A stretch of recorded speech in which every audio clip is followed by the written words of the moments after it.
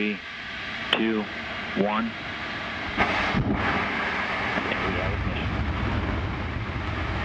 And we have liftoff of Antares with the orbit 3 mission, delivering Cygnus on its third CRS mission to the ISS. Got main engines at 108%. Avionics power nominal.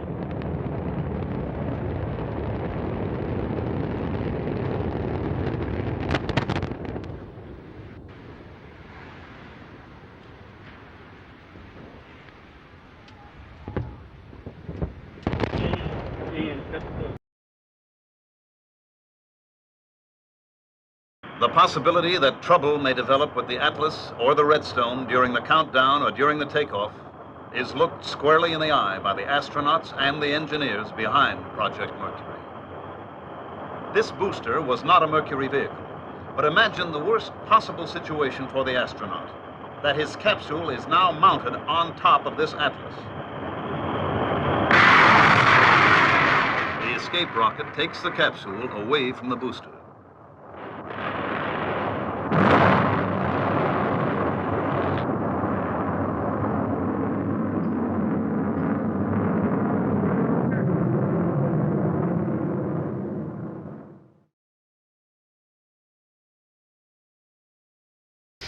Neuf, 8, 7, 6, 5, 4, 3, 2, unité, feu. Allumage.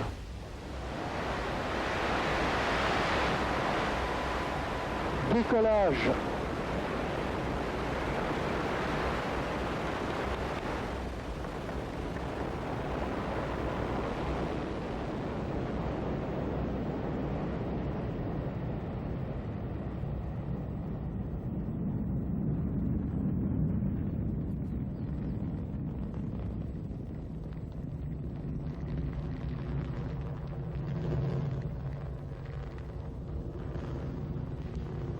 Tous les paramètres propulsifs sont normaux et la trajectoire est normale.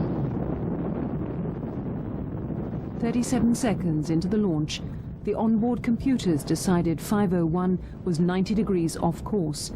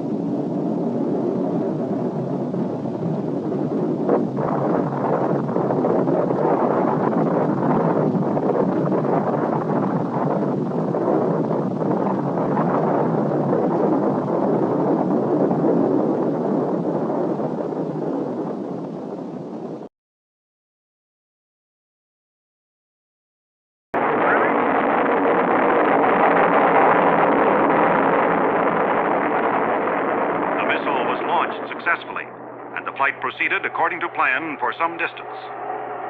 During this time, the missile was stable in pitch, yaw, and roll.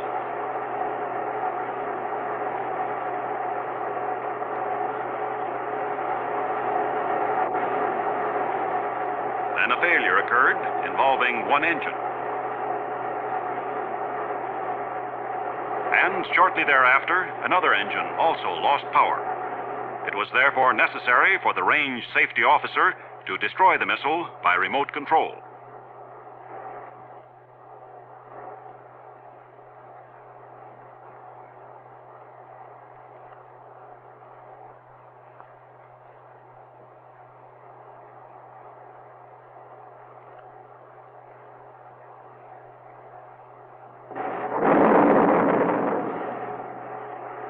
Debris from the missile fell on the test base and in the sea just offshore from the base.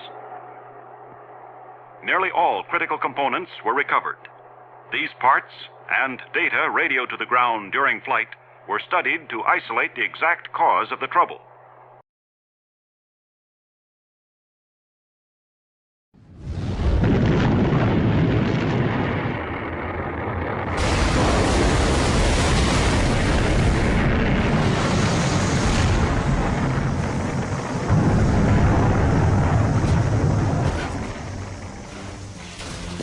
1 in 5 Titan rockets fail. Tough odds if you're a rocket man.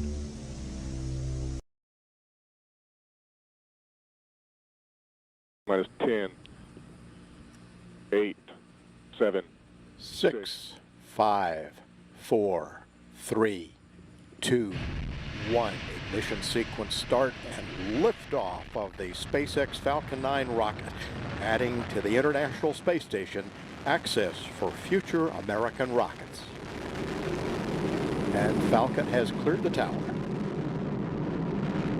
Stage 1 propulsion is nominal.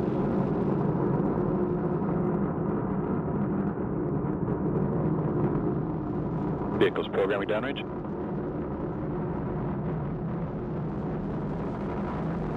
Stage 1 propellant utilization is active.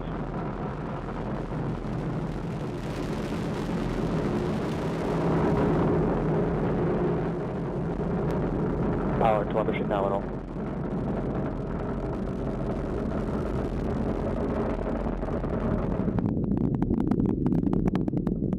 Power and telemetry remain nominal.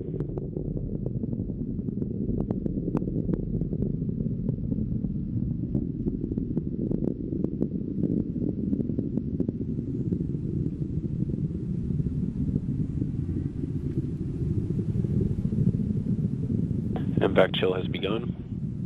T plus 2 minutes. Altitude 32 kilometers. Speed 1 kilometer per second. Downrange distance 13 kilometers.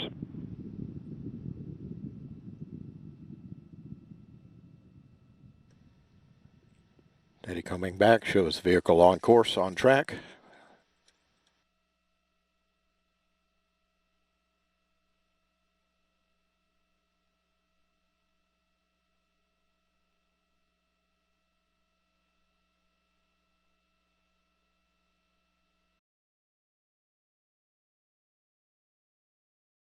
After nearly a year's delay posed by its liquid hydrogen fuel, the mighty Centaur is on its pad at Cape Canaveral for a maiden flight.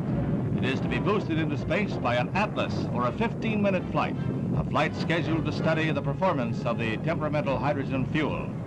The Centaur is designed to put a payload of more than a ton on the moon or 1,000 pounds in the vicinity of Mars or Venus. The first few seconds of the shoot go without incident.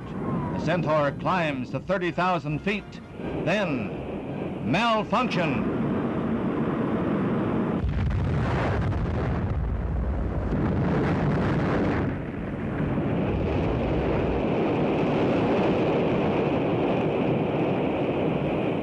The immediate cause of the explosion is not known. But if it happened in the Atlas booster, it means a probable delay for the next U.S. orbital flight by astronaut Malcolm Carpenter. Long-lens cameras capture pieces of the wrecked missile falling into the sea, falling like a wounded bird. However, in the race for space, scientists find progress in every failure.